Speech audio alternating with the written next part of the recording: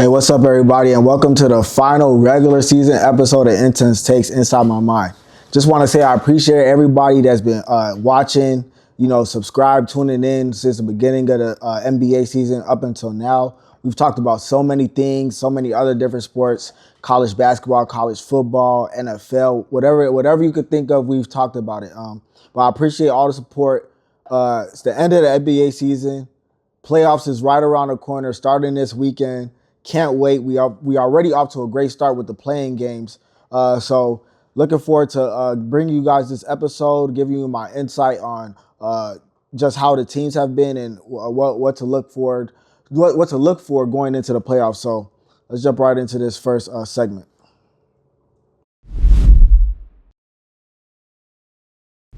Hey, what's up, and welcome to the Power Rankings and Best Games. So the end of season power rankings, we had a lot going on beginning of March going into this half of April. A lot of teams moving within the standings, but I'm going to give you my final power rankings and my best 5 teams going into the playoffs, and then 2 sleeper teams I got for you. Number 1, got to go with OKC. Finished the season on a strong note, 64-18, number 1 in defense all year, top 5 in offense. Just a great team overall. I think they showed that, they're the team to beat. They're a team that's to be they're a force to be reckoned with for sure, and it's going to be tough to beat them. I think they're in prime position to defend their title, not only with how they've been playing, but might be due to the bracket that they fell into, in the playoffs this year. So, got OKC number 1. Number 2. Got to go with San Antonio. Finished the season at 62-20. Just a great season for them, man. Great year for San Antonio. In 2026, they barely lost. They barely lost in 2026, but just a great season for them. All their young players elevated, of course, being led by Wemby, but Stephon Castle, De'Aaron Fox, Dylan Harper being a great rookie off the bench coming from them. Carter Bryant even giving them some great minutes the back half of this year. And then they got veterans too, Harrison Barnes, Luke Cornett, just constant professionals that help them on and off the floor. But shout out to San Antonio. I think they're going to be a tough team to be reckoned with. Yeah, they're young, and this is going to be a real test for them, especially with the bracket that they fell on. They're going to go through a lot to get to a championship and even get to the Western Conference Finals. Number 3, got the Detroit Pistons, 60-22 this year. What a great season for them. I mean, to win 46 more games in a span of 2 years is just amazing. 2 years ago, they won 14 games. Last year, they were at 44 games. This year, they shoot it up to 60 games. Being led by Cade Cunningham, of course, just a great player, great team overall. JB Bickerstaff, a great coach, and their bench also just playing better and better as the season went along. A lot of great players on this team, but shout out to Detroit, man. And like I said, coming into the season, they were my team to come out of the East. They put themselves in a position to be that, to do that, and I'm looking forward to seeing how they proceed in the playoffs this year. Number 4, got to put the Celtics in at number 4. Finished the season at 56-26 this year. Great season for them. Great season from Jaylen Brown. Being able to just lead his team as the number 1 option, continue to grow, continue to get better. Got players like Kata, Payton Pritchard, obviously, Derek White. Just great players, good players all on this team. And I got to give some credit to Joe Mazzulla, too. Man. I haven't been the biggest fan of him. And to be quite honest, I probably, didn't gain that much more respect for him this year. But, losing Tatum for most of this year, trading, 2 of your top players from last year in Porzingis and Jrue Holiday, there's a philosophy that team has, and that's shoot threes and play defense, and it trickles down to everybody else on the roster. So that's why this team is where they are right now. Then number 5, I got the Denver Nuggets, sitting at 54-28. They finished the season on a 12-game win streak. Best offense in the league, especially the second half of the season. Obviously being led by Jokic and Jamal Murray, just great players. And then Aaron Gordon coming back too, big for them. Payne Watson coming back too, Christian Braun. So that they're healthy at the right time. And they're a force to be reckoned with, man. They're a force to be reckoned with. Although I don't got them coming out of the first round, and we'll get into that in my second segment. But the Nuggets, like I said, finished the season off on a very high note. Looking forward to watching them play. Now I got two sleeper teams for you. First team, I'm going to go with the New York Knicks, 53-29 this year, third seed in the East. Great team, inconsistent all year. They had weeks where they looked like the best team in the East. They had weeks where they looked like they couldn't compete with anybody. But it's the playoffs, and you're led by a clutch player like Jalen Brunson. You got Mikal Bridges, you got OG Anunoby, Karl Anthony Towns, who his offense dipped a lot this year, but he got better as a rebounder for sure. But we'll see what happens with the Knicks, man. We'll see what happens with them. Obviously, I don't have them beating Detroit, and Detroit probably has pretty much shown that this whole year. But, look, if the Knicks and the Celtics are to see each other in that second round, the Knicks beat them last year at full strength. This year, obviously Tatum is back, and he's been playing great since he's come back. But the Knicks have beaten them before. And, I think it could definitely happen again. So, looking forward to seeing how they perform in the playoffs. Then my other team, Minnesota. And anybody who knows me knows how big of a fan I am of the Timberwolves. Anthony Edwards, one of my favorite players in the whole league. But I just love this team, and I love them because I know they are inconsistent I know they're an inconsistent team during the regular season. They were inconsistent last year. They went to the Western Conference Finals. Much of the same this year. And one thing I'll say about Minnesota is that when it comes to playing the good teams in the league, they compete and they can win. They beat OKC they beat OKC head to head this year. They beat San Antonio head to head this year.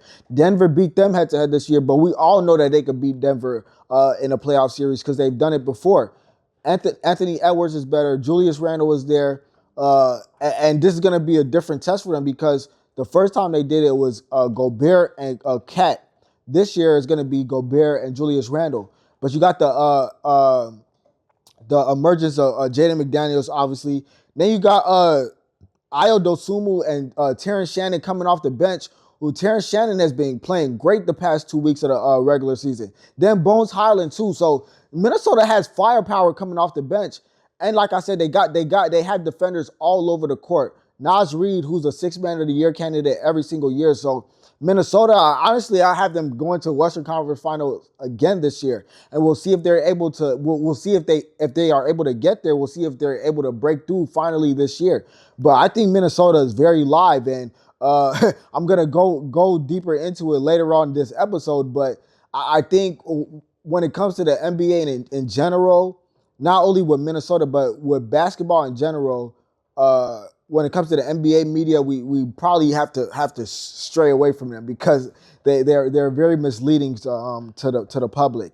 But that's my power rankings for the end of the season. Hey, what's up, man? Let's get into the best game. So obviously we had the play-in tournament go on this week. So let's talk about the 4 games that have been played so far. First game, we're going to talk about that Miami Heat versus Hornets game. Down to the wire. You thought Miami had it won. You thought Charlotte had it won. Obviously, it came down to LaMelo hitting that game-winning layup after making a boneheaded decision, turning over the ball with Tyler Hero getting the steal and then fouling him on a 3-point shot. Just a crazy game from LaMelo. Couldn't hit a 3, but had 10 assists, scored 30 points. Concanible was cold. Brandon Miller had some big shots. Miles Bridges scoring 28 points in that game too. Just great. But that was an amazing game to watch. Kobe White, shout out to Kobe White, just keeping Charlotte in the game in that third quarter, and it kind of blew my mind. I was tweeting about it while the game was happening, but the fact that that Kobe White didn't even play in that fourth quarter, and he got Charlotte the lead in that third quarter. I was kind of dumbfounded by that decision by Charles Lee, but nonetheless, put Kobe in at the end of the game. Kobe hits the three to send it into overtime. The rest is history. So shout out to Charlotte for winning that game. But that was a great game. Obviously, Davion Mitchell, who came into the league as an elite defender, but has just worked on his offense every single year. He had a great game, hitting threes, going to the basket. Tyler Hero obviously hit some big shots. Andrew Wiggins was great too. Ultimately, Charlotte was able to win, ending Miami season. Charlotte is going to play again tomorrow against the Magic to see who gets that 8th seed and is going to face the Detroit Pistons. I'm picking Charlotte to win that game. Second game, we're going to talk about the Blazers versus the Phoenix Suns. Blazers came out winning that game. That game was real nip and tuck. Both teams had an opportunity to win going away. Both teams came back. Blazers in that first half had an opportunity. Suns in that fourth quarter had an opportunity, but Danny Avdija was just amazing, played great, scoring 41 points on 15 of 22 shooting, 13 assists also. Just a star player in his own right. Obviously, having players like Drew Holiday helps. Clegane, Shaden Sharp coming off the bench, giving you 21. Then Scoot Henderson has been playing really good this second half of the year. But the Blazers came out and won, and it's sad because Devin Booker did not show up in that game. And I think pretty much everybody had Phoenix winning that game, getting the 7th seed. But Blazers end up pulling it out. They advance, and they're going to face the Spurs in that first round matchup, in that 2-7 matchup. Number 3, we're going to go to the Magic versus Sixers game. Sixers end up winning that game by double digits. Maxey played great. VJ Edgecombe played great in that game. This game was to get the 7th seed. Great game all around. But Philly was able to pull away in that fourth quarter.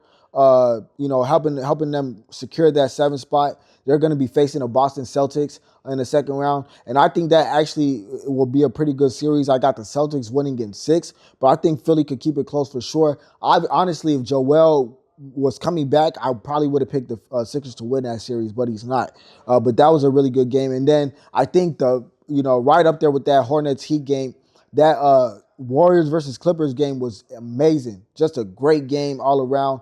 Stephen Curry was amazing. And it looked like that game had so many different runs within it, with the Clippers pulling away and then the Warriors cutting it within 2 or 3, then Clippers pulling it away again to get up to 10 or 12. Ultimately, Clippers did the same thing in the fourth quarter, and when the Warriors were able to cut it close, they cut it close, and they were able to pull away and win the game. Like I said, Steph Curry was amazing, but Al Horford and Draymond Green won them that game. Al Horford hit 4 threes in that fourth quarter, all net. I mean, he went 4 for 4 in the fourth quarter, hitting threes. Draymond Green was amazing defensively on Kawhi Leonard, getting 2 key steals at the end of the game. And this is the thing, right? Because obviously, I think it was a team effort. Draymond played great defensively, but, on every ball screens, Kawhi got trapped, and he didn't handle the ball screens that well. But when it came to the one-on-one possessions at the end of the game, like I said, Draymond was just amazing. He was great. The Warriors live to fight another day. They live to fight another day. They're going to play the Phoenix Suns in that last game to get the 8th seed and see who's going to face OKC. But that was just an amazing game. And all these playing games this week were just amazing, to be quite honest with you. Looking forward to seeing these teams that won play. The teams that lost, it's time for them to, go into the offseason and figure out what they want to do. And then looking forward to those 8 seed matchups tomorrow. But those are my best games for the end of the season. Hey, what's up? Welcome to my MVP ranking surprise team shoutouts for the end of this year. First, let's jump into the MVP rankings, my final fake ballot that I got. Number 1, MVP this year, got to give it to SGA. Great season again, efficient season. Man, this guy he's an amazing player, man. Amazing player. I think what I would say about Shea is that his 3-point shot has gotten way, way better. Obviously, he's a great finisher, great in the mid range, but he shot 39% from the 3-point range this year, which is amazing. He finished the season with 31, 4, and 6 on 55, 39, and 89 from the free throw line. Just a great, great year for SGA all around. He's my MVP this year. Second, number 2 on my ballot, got to go with Wemby. Led a Spurs team to the second best record in the league, averaging 25, 11, and 3 on 51% shooting, averaging 3 blocks, of course.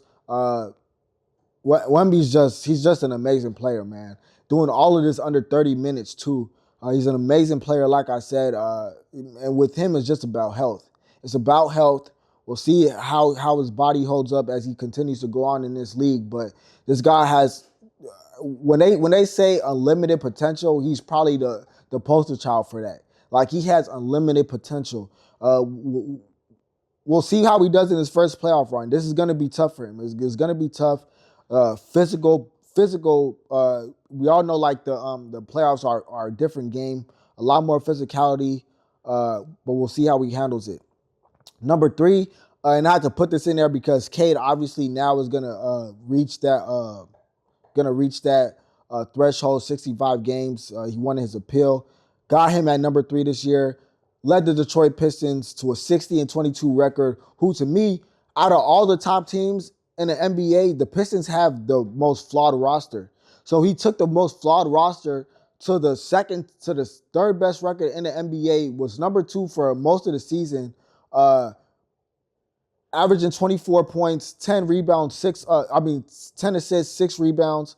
Just a great player. Great player, Cade is. Elite defender also. Like I said, leading this Pistons team to where he has. He's a legit superstar, legit MVP candidate from here on out. Cade he's just a great player. So I have him coming in at number 3. Number 4, got to go with Jokic. Efficient year once again. Led the NBA in rebounds and assists. Averaged 27, 13, and 10 on 57% shooting. PRs at about 33 again. Jokic is just a great player, amazing offensive player. And to me, he also has he's improved on his defense too. He gets a lot of steals, and he's active. So shout out to Jokic. And then number 5, got to go with Jaylen Brown. Like I said, being the number 1 option this year for the Boston Celtics.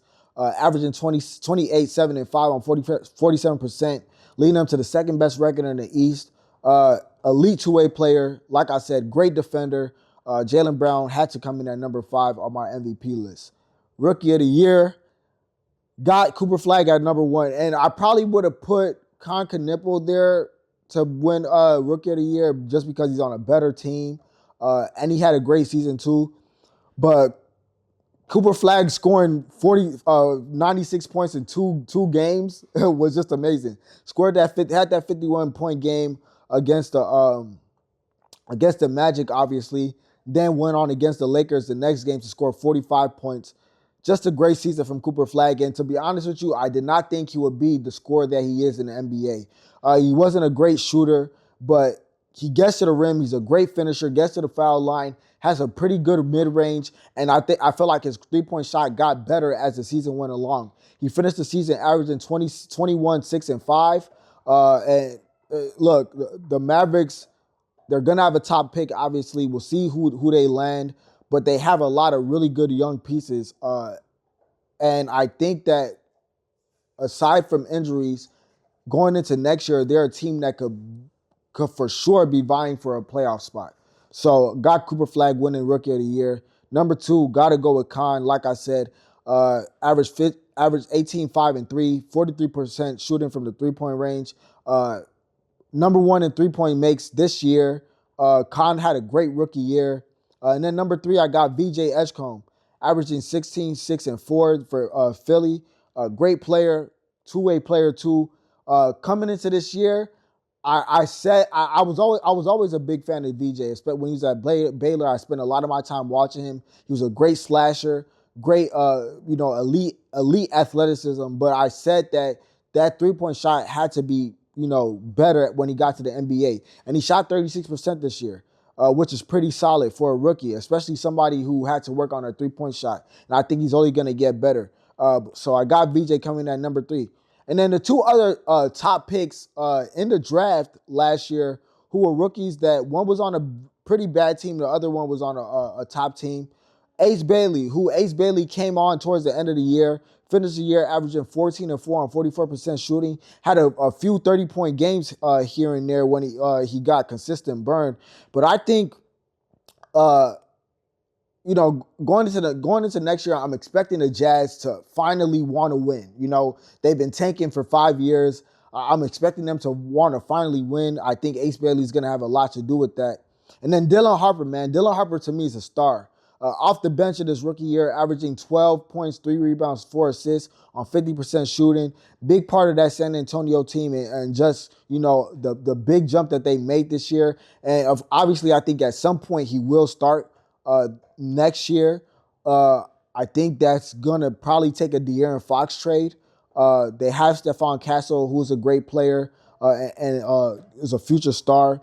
But those two players are players that I think kind of were on the back burner, but I think everybody knows how great they are, and I think everybody should definitely keep their eye on them going into next year.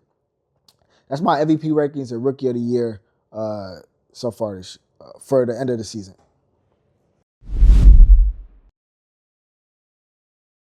All right, welcome to the second part of the segments. Got some shout-outs for the end of the year, so let's jump right into it. Longevity. Shout out to Kevin Durant, man. 37 years old, still an elite shot maker, and he does it on great efficiency. Averaged 26, 5, and 5 this year on 52%, 41 from 3, 88 from the free throw line, which fucking blew my mind. The man has so many chances to shoot 90% from the free throw line. He's went on the last month of the season to just miss 1 or 2 free throws every single game. But that's by the way. Like I said, Kevin Durant, great player, one of my favorite players ever. And man, he made this Rockets team better. I think the Rockets, what they expected from him, he overachieved, and I think mainly in the health department. Kevin Durant played 76 games this year. He only missed 1 game due to injury. He missed the last game of the year because they obviously had to be, and then he missed some other 2 games with personal issues. But he was available this year, which is something that he hasn't been the past 2 years. Played elite defense. He was number 4 in defensive field goal percentage against this year.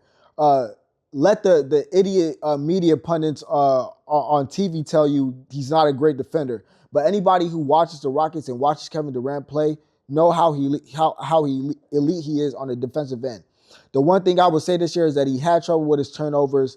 He saw a lot more triple teams, a lot more double teams this year because of the lack of shooting that the Rockets have on their team and inconsistent shooting. But I think he got better at that towards the back half of the year, back half of the season, the last 3 weeks of the year. Just a great season from Kevin Durant. Doesn't look like he's slowing down anytime soon. Moved into top 5 all time in scoring. You ask me, this is a top 10 player of all time. No debate about it. Number 1 option. Shout out to Jaylen Brown. Coming into this year, he was the unquestioned number 1 option for the Celtics. He played amazing, played great. Elite two-way player, like I said, great on defense, taking the other team's best offensive player, and then being great on offense. 28, 7, and 5. Leading the Celtics to 56 wins. Shout out to Jaylen Brown for just being a great player and being elite on offense. And then Nickeil Alexander-Walker, who's my pick for most improved player. He played great this year. Up in his scoring to 21, 4, and 4. Like I said, he's my pick for most improved. Had multiple 30 and 40-point games. He's always been an elite defender, but Atlanta just giving him that freedom, that ability to handle the ball, initiate offense, be a scorer, and then, like I said, be that pest on defense that he is. Shout out to Nickeil Alexander-Walker, great pickup by Atlanta, and shout out to him for just having a great season. Surprise teams for this season.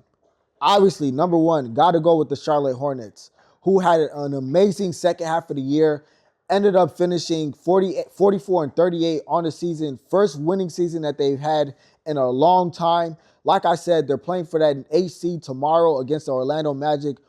I'm picking them to win that game.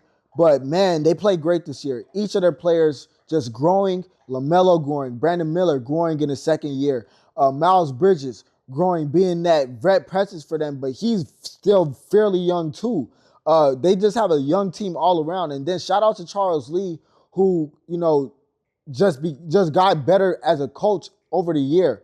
Obviously, adding Concacaf, who's a serious basketball player, who's a professional, helped their team a whole lot. But shout out to the Charlotte Hornets, man. They played great this year. They played great basketball. I think they had an amazing year. And I'm looking forward to watching them play. I think Detroit, that series is gonna be a really good series, assuming that they make it.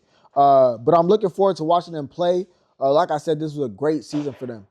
And then second team, got to go with the Toronto Raptors. Start off the season pretty hot, and then kind of cooled off in between, and then after that, ended the season as the number 5 seed. 46 and 36 to end out the year. Played amazing. Scotty Barnes, Brandon Miller, who came back this year playing a full year. Like I said, Scotty Barnes, really good.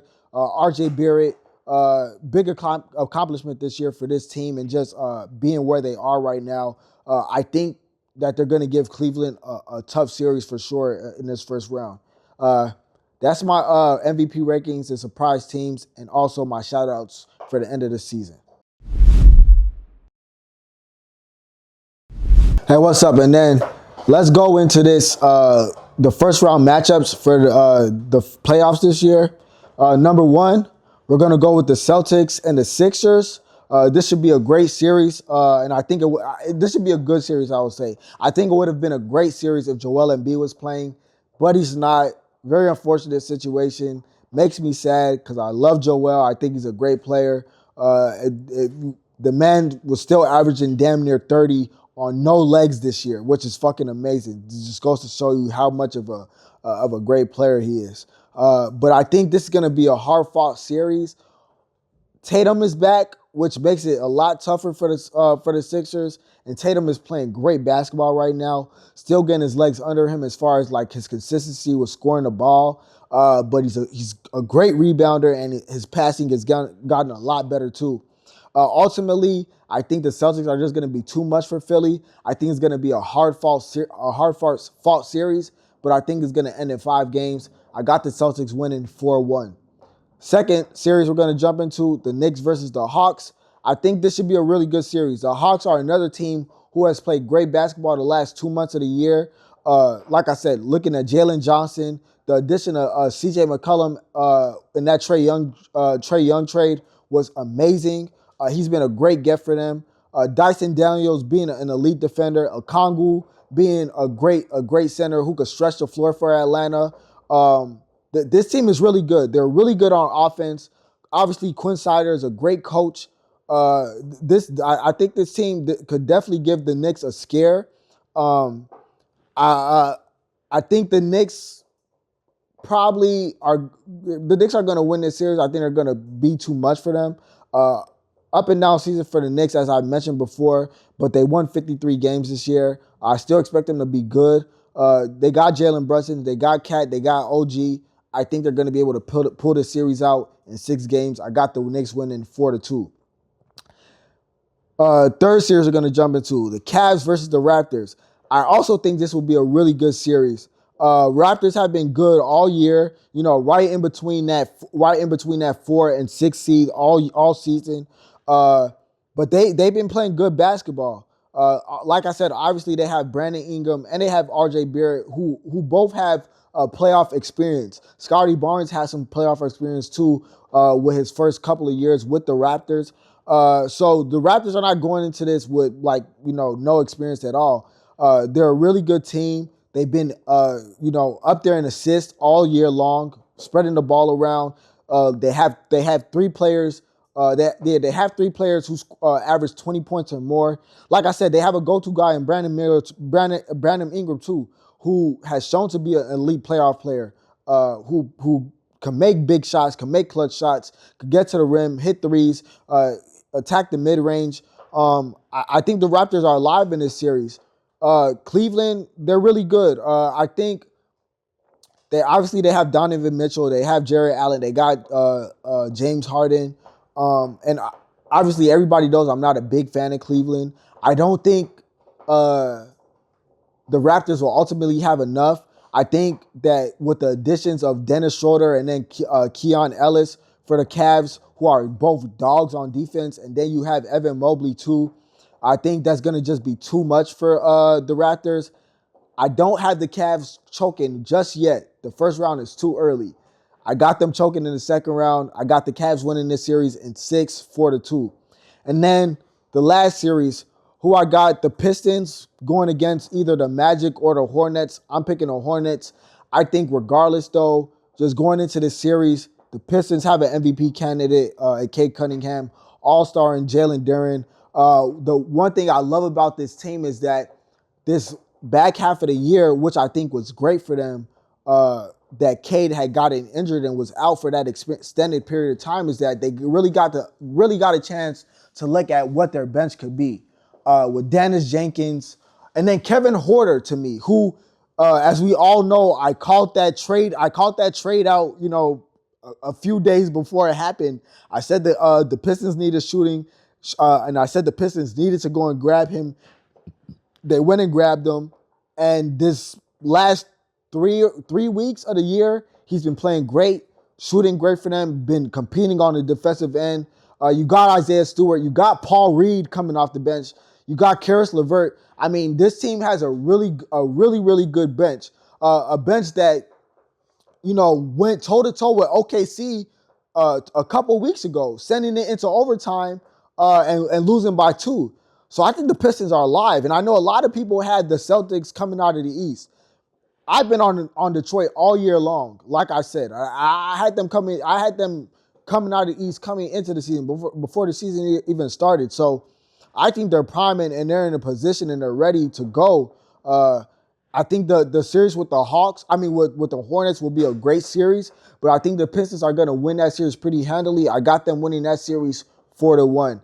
Those are my Eastern Conference first round matchups. Hey, what's up? And then welcome to my the third part of this segment, going into the Western Conference matchups for this first round. Number 1, let's get into it. Spurs versus the Blazers. Spurs is coming off a historic season, like I said, MVP candidate and Wemby. But the playoffs are here, and the playoffs are different, as we all know. I think the thing with the Spurs is what I'm really interested in looking at is seeing how their three-point shooting translates into the playoffs. Anybody can make threes in a regular season, but the playoffs are high leverage games, high leverage moments. And I'm looking at players like Julian Champagnie and Devin Vassell, who have been the Spurs' 2 best three-point shooters all year long, and they've helped the Spurs win so many games. I'm looking forward to seeing how they win, because I think if the Spurs aren't able to hit threes, it's going to be tough for them to win games for sure. But they have Wemby, who is probably a top 5 player in the NBA right now, and is going to be the best player in the series. I think the Blazers could give them a tough matchup, though. I think that the Blazers are in a position to give them a tough matchup. Like I said, they got Denny Avdia. They got Shaedon Sharpe, who averages 21 off the bench. They got Clegane, who is a top rebounder and shot blocker in the whole league. Jeremy Grant, who has a playoff experience, who's a veteran, who's an elite, who's a great scorer coming off the bench. Drew Holiday, who is still a great point guard right now, who has championship experience. We're talking about a two-time champion here, and elite defender still. And then having a player like Dame on the bench coaching you during a situation like this is great for the Blazers. So I know a lot of people probably think that the Spurs are just going to probably sweep the Blazers, or this is going to be an easy matchup. I don't think it's going to be that at all. I think the Blazers are alive to make this a legit game. A legit series. Obviously, I got the Spurs still winning, but I think it's going to be a very tough 6 games. I got the Spurs taking this series 4-2. Number 2, the number 2 matchup I got, and the matchup I think that everyone is most intrigued by in this first round, the Nuggets versus the Timberwolves. Nuggets finished off the season very hot. Timberwolves finished off the season very shaky. A lot of it due to injuries, a lot of it due to just inconsistencies that they've shown all season long. Ultimately, this series is something that everybody's looking forward to. I got the Timberwolves winning this series, and I'm a big fan of the Timberwolves, and I got them winning this series because I've seen them do it before. I love the way that they defend Denver. I love the way that they match up with Denver. I love the way that the Timberwolves always seem to elevate their game in high leverage moments against the best teams in the playoffs. This is just another one of those moments. And when you got a player like Anthony Edwards who lives for moments like this on the offensive end and the defensive end, it doesn't get no better than that. Denver obviously has the number one offense in the whole NBA, but the Timberwolves are a top 8 defense in the entire league. I think that the Timberwolves are going to win this series.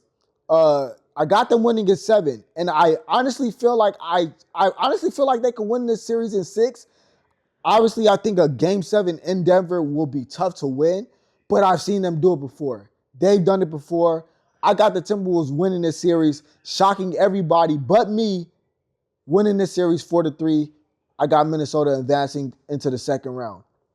The third matchup in this first round in the Western Conference got the Rockets versus the Lakers. Huge series for the Rockets in regards to, I personally would have picked them anyway, even if Luka and Austin Reeves were healthy. But I say that this is a big series for them because they need to take care of business.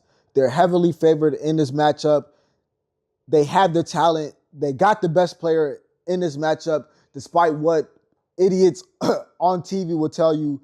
Kevin Durant is better than LeBron right now at this stage in their careers. Don't let anybody else tell you otherwise, and the play speaks for itself on the court. But the Rockets have the best player in the series. They have the better players in the series also. This series should not go more than 5 games. The Rockets need to take care of their business because, and I say that because I am probably on an island by myself, but I think that the Rockets have a chance against OKC in the second round. I've watched the Rockets play this season, and I've watched how they've played against other good teams. They've played OKC very, very tight this year. They could have won the season series against OKC. That first game of the season, which was one of the best games of the year, obviously. If Kevin Durant hits the free throw, Houston wins that game.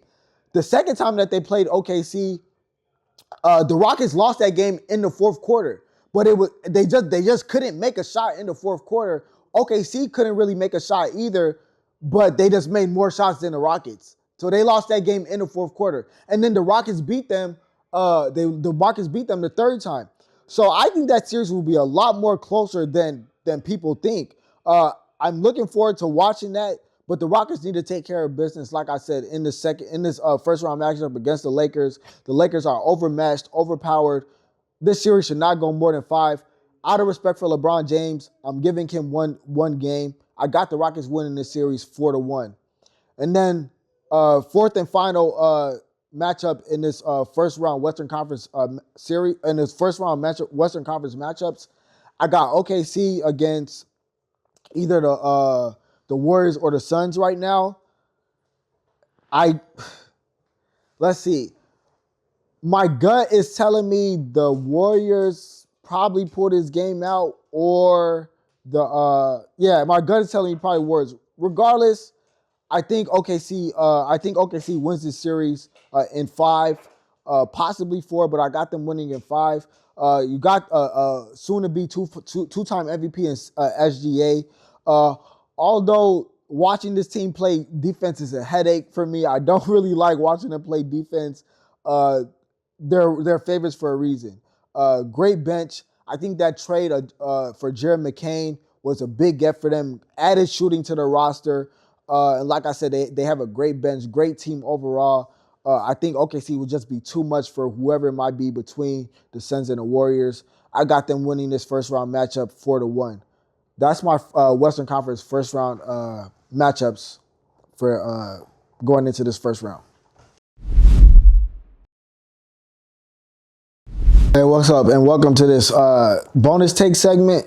So I got a few things that I want to talk about in this segment. Number one, let's talk about this Orlando Magic situation. So been seeing a lot of reports this week saying that no matter what happens with Orlando, Jamal Mosley is probably going to get fired. And to me, I say, I'm happy for you, Jamal Mosley. Get the hell out of there.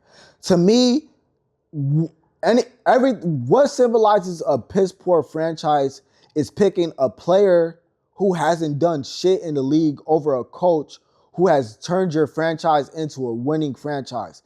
Paolo Banchero hasn't proven anything in this league, and he has regressed dramatically this year. Inefficient player who can't shoot the ball and is turnover prone, and yet you want to blame the coach.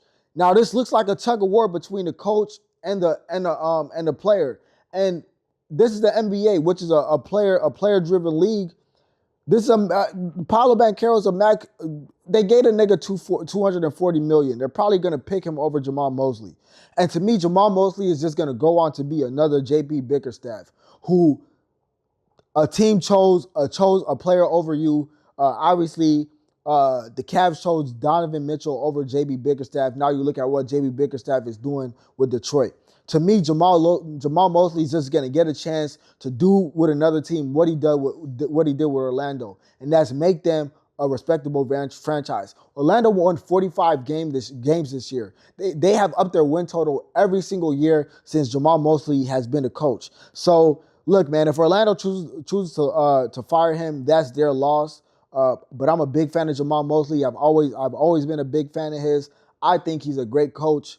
So we'll see what happens in this offseason.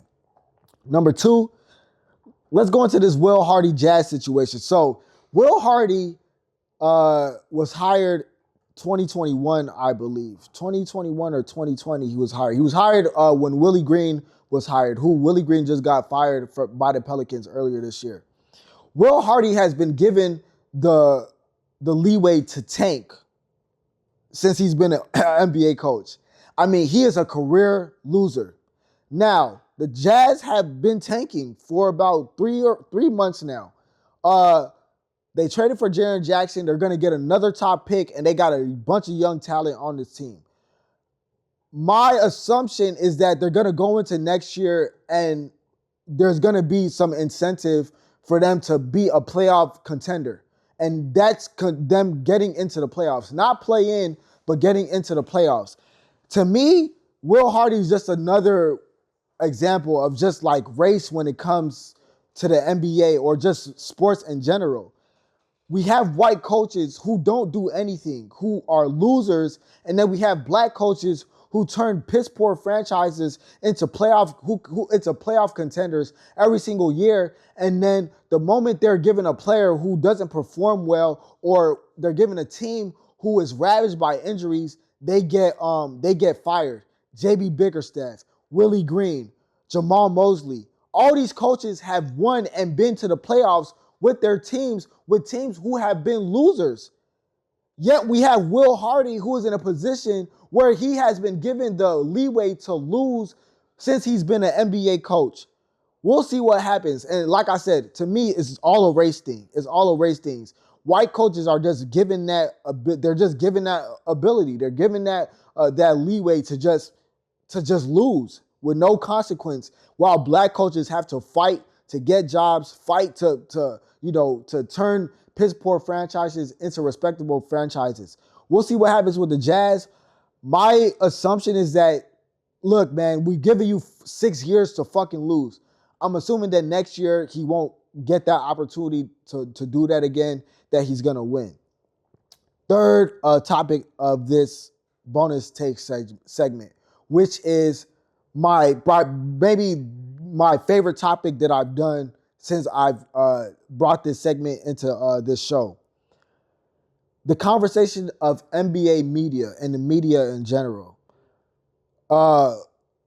Earlier this week, if you follow me on Twitter, then you've kind of seen that I've kind of been trending with a few tweets that I've made. Not like crazy trending, but I've had a few tweets kind of blow up, just going at a bunch of NBA media members. And It's a few and it's a lot. Trust me, it's a lot. We're talking about Stephen A. Smith, Colin Cowherd,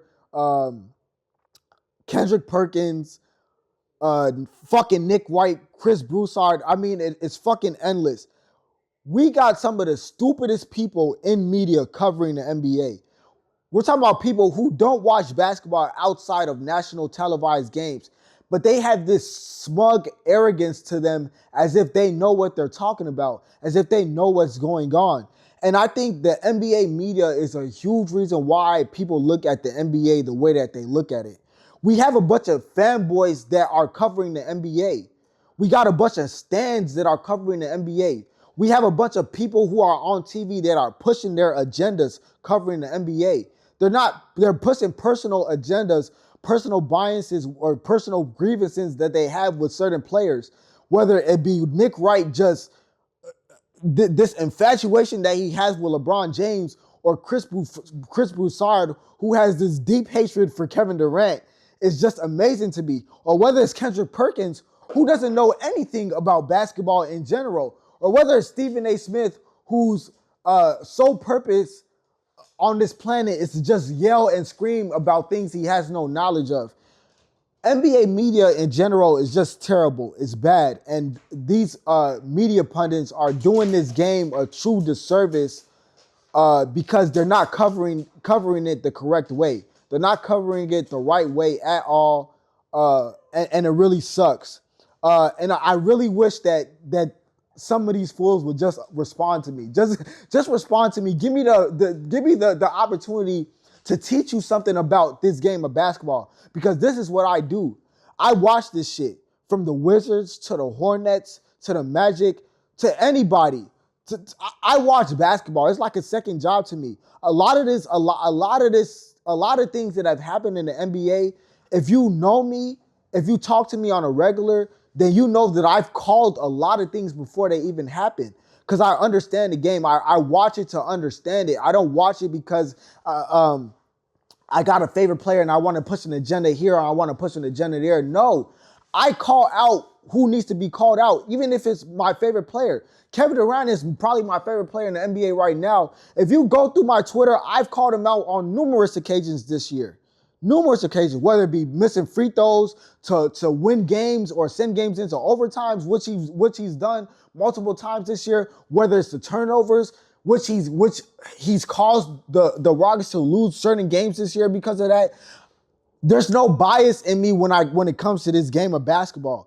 And what I'll say is this: the NBA media is a huge reason why I started this podcast. I started this podcast because I wanted to give my knowledge about the game to everybody else, whether it's 5 people watching, 10 people watching, 20 people watching, whatever it is. I want to let you guys know my knowledge about the game, how much I watch it, how much I truly understand it, how much I comprehend it. And for you people not to look at what you see on TV and take that as gospel. I had a friend, just recently tell me how, a lot of the things that he hears on TV, he kind of goes by it. And then when he sees it not come to fruition, in reality, he's like, damn, but these niggas said this. And I told him, like, bro, don't listen to them niggas. They don't know anything about the game of basketball. If it's not the Lakers, if it's not the Warriors, if it's not a big brand, if it's not the Knicks, or if it's not a superstar player like Stephen Curry, LeBron, they don't know what's going on. They don't understand the game of basketball. They don't. So that's what I'll say. Stop listening to those players. Stop listening to those media members.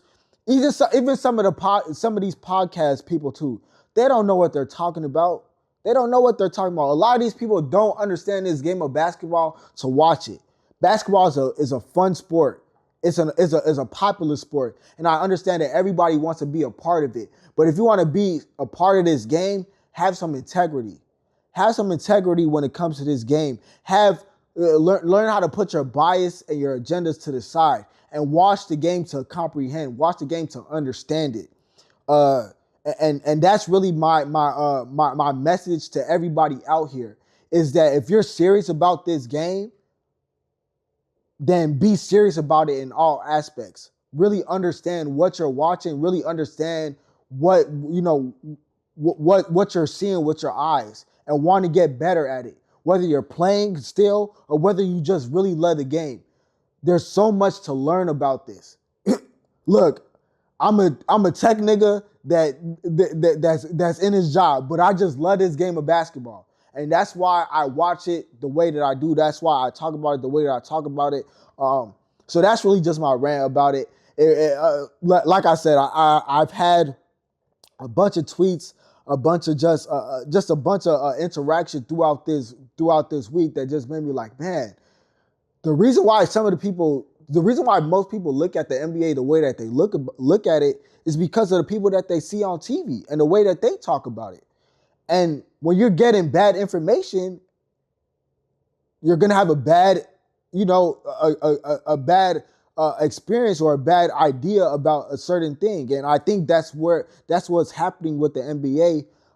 So I think watching this podcast and any other podcast that you learn from is going to help you steer away from it. It's going to help you understand it. That's why I go into depth about things. I show you guys film. I do a lot within my space and my platform just to let whoever's watching understand the game a lot better. And hopefully you guys take this and it helps you down the line. Like I said, whether you're still playing or whether you just want to understand the game of basketball, I think this is a great podcast for you. So I appreciate everybody just tuning in. But yeah, like I said, you want to learn basketball, first things first, the herd. Those are not the shows to be fucking watching. Don't watch those things. You're not going to get good information from that. But that's my bonus takes for this final episode of the regular season.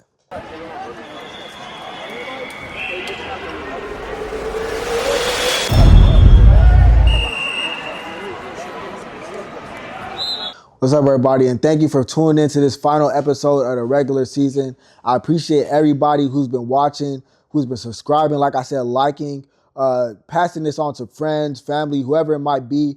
I've had a great time bringing this stuff to you, breaking down film for you all every other week, talking basketball with you guys. I hope that you guys were able to watch this podcast and take something from it, incorporate it in your game, incorporate it in just your knowledge for basketball in general. This is not where it ends. I'm gonna be having short clips posted on TikTok and Instagram at the end of so every 2 games. So at the end of all game 2s, I'll be posting short clips just to go over that at the end of game 4s, so on and so forth. So this will not be the last that you see of me for this NBA season. Just a regular season end of regular season episode that I wanted to give to you all. I appreciate you guys. Looking forward to coming back again when the NBA season starts again. Just keeping this going. Appreciate y'all. Don't forget to like and subscribe, and looking forward to building this with you guys moving forward.